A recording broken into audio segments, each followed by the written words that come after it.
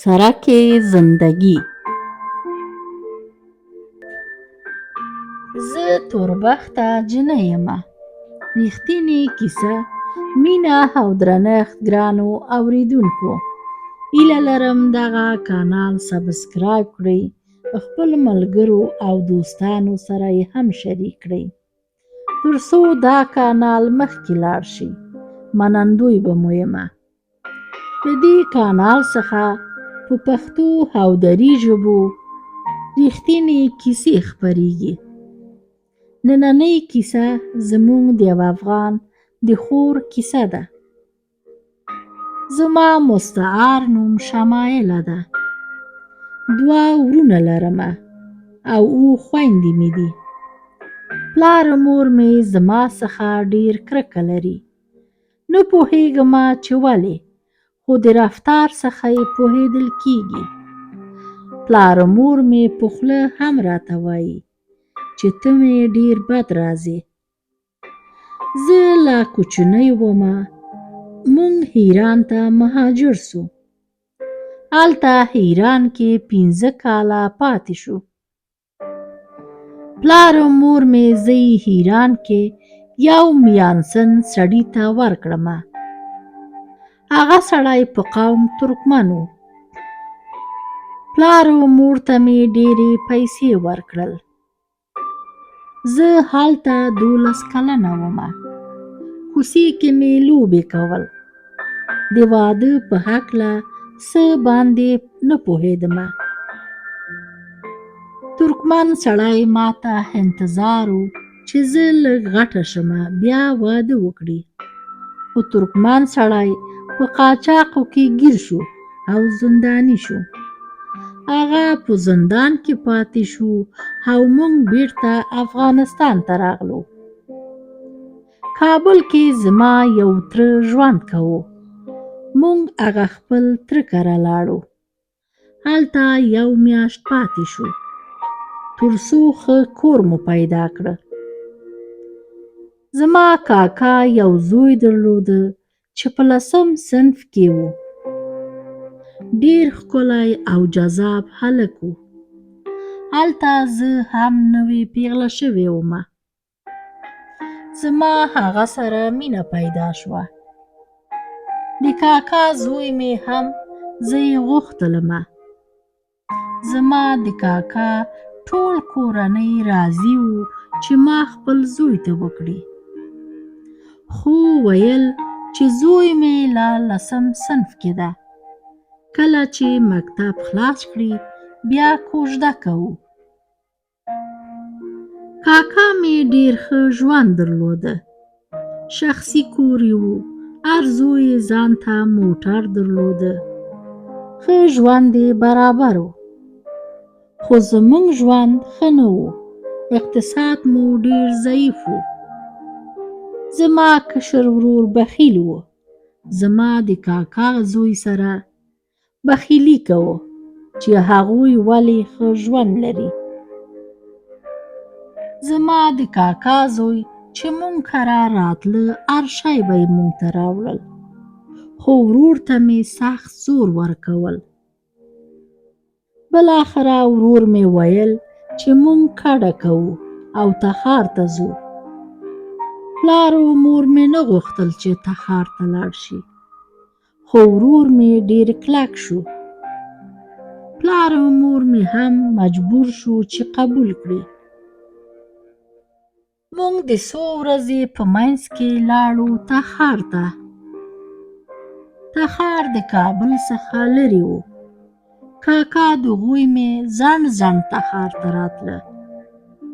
خو کاکا زوی مې 12م کال ته ورسېده چې مکتب خلاص کړي. زما د ماما زوی یو خواستګارې راوست زموږ کور ته. هغه سړی ښځه درلوده او د جنوبي ولایت څخه و. ډیر مالدار سړی و. په دوبۍ کې تجارت درلوده. ماما زوی مې راغی. زما مشره خور هم زموږ کور ته راغی. ټول زما کورنۍ یو بل سره خبرې کول، خو ماته یې څه نه ویل. ما د ټولو څخه پوښتنه وکړه چې څه خبر ده، ولې زما د ماما زوی راغلی، خو ټول به غلي شول. یو شپه زما دستمال یې هغوی ته ورکړی. زه خبره نه ومه. کله چې سهار له خوبه پاڅېدم، موبایل ته مې وکوت چې زما د کاکا د زوی مسج نه و راغلی، ځکه زما د کاکا زوی هر سهار ماته مسج کول. ما ورته مسج وکړه او هغه راته زنګ ووهه. ما ته یې ویل ته نامزاد شوی یې، مبارک دې شه. ما ویل ټوکه کوي. ما وخندل.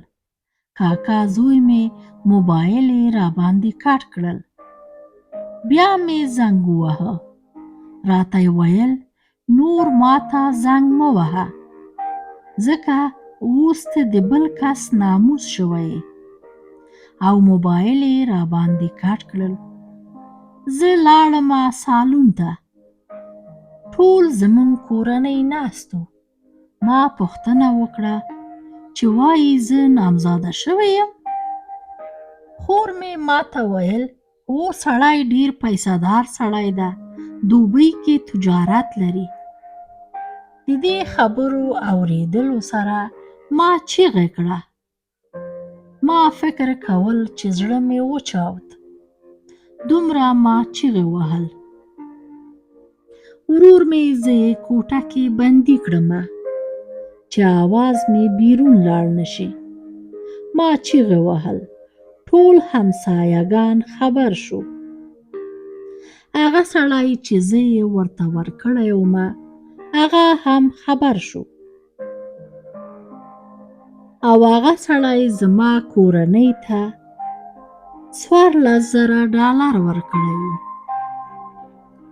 کله چې زما چیغې واورېده، زما کورنۍ ته یې ویل زه نه غواړم ستاسو لور سره واده وکړم، ځکه ستا لور رضا نه ده.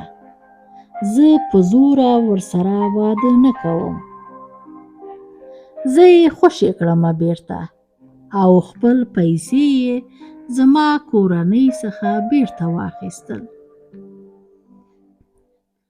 په هماغه شپه چې زما دستمال یې ورکړی، زما مشره خور زموږ ټول خپلو خپلوانو ته زنګ وهلی چې شمایله مو نامزاد کړل. زما ټول کاکاګان خبر وو. وروسته له هغې څخه زما د کاکا زوی نور ونه غوښتل چې راسره خبرې وکړي. شماره د تلیفون یې تبدیل کړه او خپله اروپا ته لاړ. زه پاتې شومه او زما تور بخت راسره. څو کاله د کاکا زوی ته مې انتظار ومه چې ګوندې ماته زنګ ووهي، خو زما د کاکا زوی نور راته زنګ ونه وهل. یو کورنۍ چې خور مې پیژندله ما پسې جرګه راغی، او ما هم هغه قبول کړه. نامزاده شومه او واده مې وکړه. زما خاوند ډېر بد انسان ده او ما هر وخت وهي. یوه لور لرمه. زه ډېر مریضه شومه. ډاکټر ته لاړم. وروسته له معایناتو څخه معلوم شو چې زما سرطان ده. د مرګ څخه یېره نه لرم او نه ډارېږمه. زما زړه یوازې لور ته مې سوځي چې بې موره پاتې کېږي. نوره مرګ ته ډېره خوشحاله یمه. دغه و زما ژوند. د کیسې پایله. ګرانو اوریدونکو، دغه کانال سبسکرایب کړئ. تر بل داستان تاسې په پاک او مهربان رب سپارم. الله مو مل شه.